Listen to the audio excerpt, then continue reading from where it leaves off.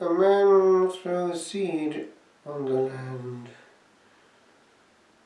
Night and day, when he sleeps, when he is awake, the seed is sprouting and growing. How, he does not know.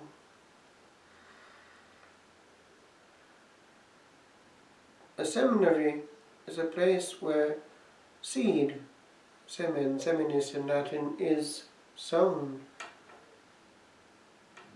In a school, the seed is also sown. A word, in that context, even though it might not register immediately, years later may. Oh, I remember that.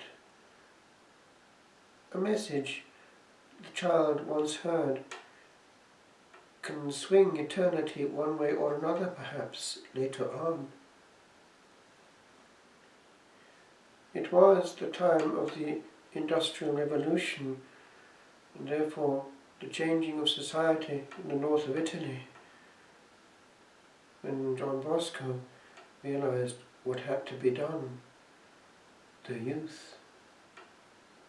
Many were ending up in institutions of correction, some kind of Boston or prison, and he got through to them. He had a secret. It is worth taking it on board. Why was he successful?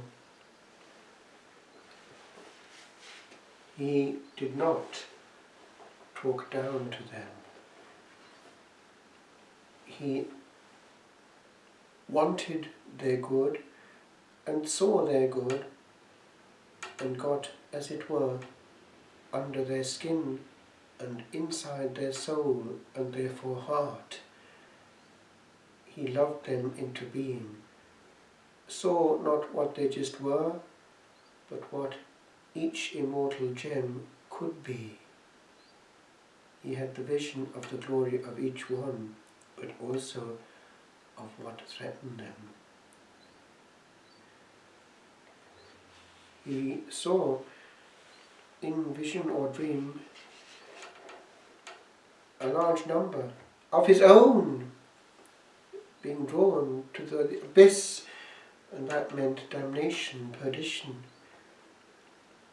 And he saw three principal causes: bad friends, bad books, bad habits.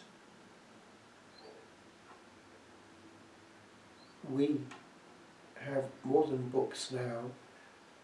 We have many people around us who are not good for us. And if we're not careful, we can get into bad habits which no one else will see. And he saw what had to be done.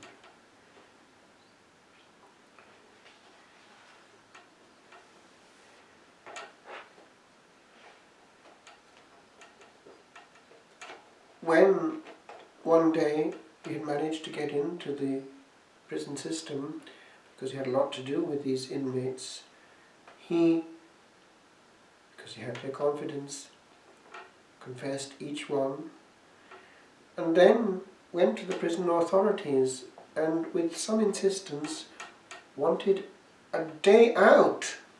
Of course they wouldn't hear of it. They knew what that would probably mean. But actually he meant business. And he got the boys inside to say, "We will not do anything wrong, will we?" "No." "We will come back the same day, won't we?" "Yes."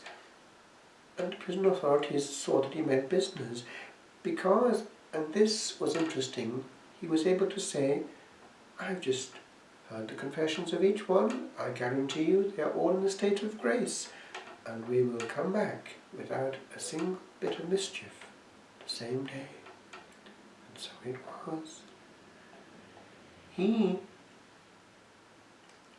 got into a movement, what is still there in the north of Italy, the oratory movement, where faith is healthily mixed with fun.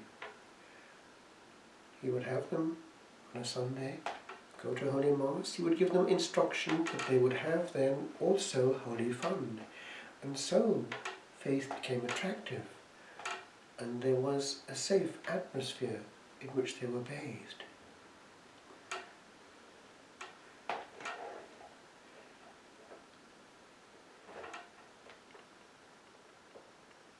He also believed in Providence, and buildings started to arise, still there to this day in Turin. Our Lady, Help of Christians, was his great support. The miracles with which he is credited, and some are certainly authentic, were all due to that trust of his in Providence. It never failed him. His penance he found in daily life, the constant interruption, all the obstacles to be overcome, the daily discomfort of various things that he had in his own body, like varicose veins.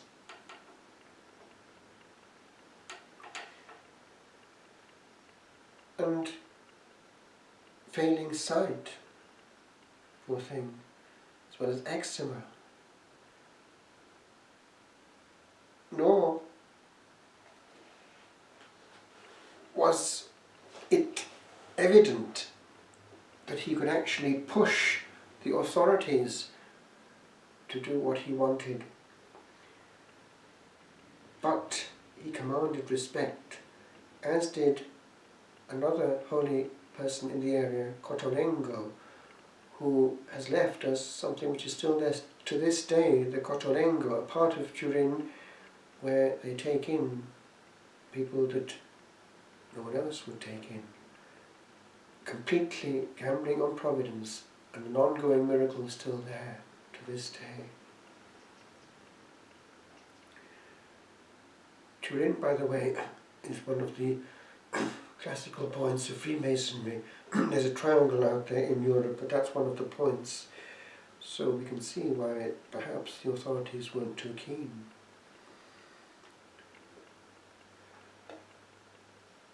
He died in Turin in 1888. He was quite worn out. His body rests in the great basilica that he built beside those of St. Dominic Savio, his pupil.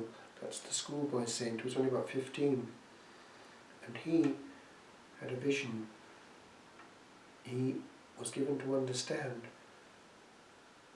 that the light of the true faith was going to return to England in the establishment of the hierarchy. He saw this dark field, but in the midst, the Holy Father with a lantern in his hand, dispelling the darkness.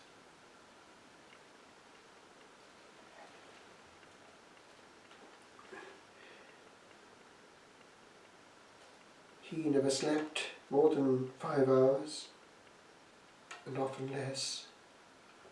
But the real secret of his calm, unhurried method of dealing with the many problems that beset him was the realist approach to life that he derived from his peasant origins and his great trust in Providence. What you have to do, he once remarked, is to take the burden fairly and squarely on your shoulders. It will soon settle down and you will hardly feel it.